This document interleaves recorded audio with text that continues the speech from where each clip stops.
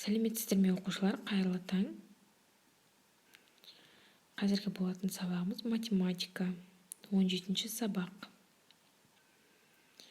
Оқушылар, оқулығымыздың 44-ші және 45-ші бетін ашып дайындала қойыңдар. Танысатын жаңа тақырыбымыз көбейту және бөлу амалдарын орындау кезіндегі нөлдің қасиеті. Санды нөлге бөлуге болмайтындығы.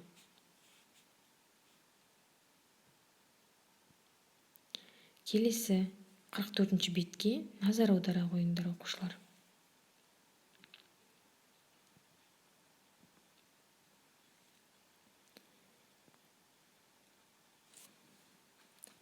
Оқушылар, бұл жерде көріп тұрғандағыдай мәні бірдей теңдіктерді тауып, ақын жазушылардың қандай өлең жазғанын анықта дейді. Оқушылар, мысалыға біріншісін мен сызбамен көрсетіп қойдым. 9-ды 1-ге көбейткенде неше болады? Санды 1-ге көбейткенде санның өзі шығады.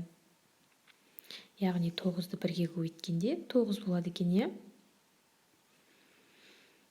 Келесі, екінші бағанда 3-ті 3-ге көбейткенде неше болады?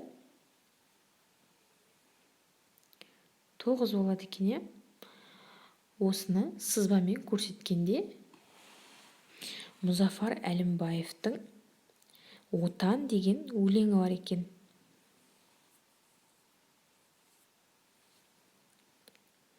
Дәл осындай бағытпен қалған екі ақын жазушының қандай өлең жазғанын анықтай аласың.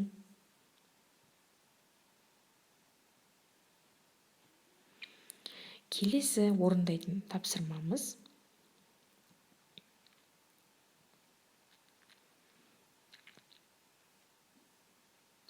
оқушылар, ережені есте сақта деп аталады. Оқулығымыздың 44-ші бетінде көрсетілген ережені еске сақтап аламыз. Көбейткіштердің бірі 0-ге тең болса, көбейтіннің мәні 0 болады.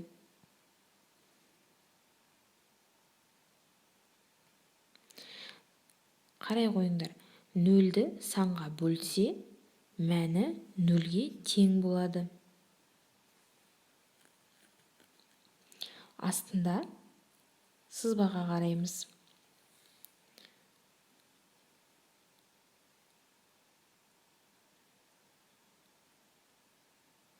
Санды 0-ге бөлуге болмайды деп жазылған, Оқушылар, осы ережені естен шығармаймыз. Келесі, дәптерлеріңе бүгінгі күннің жадын жаза қойыңдар.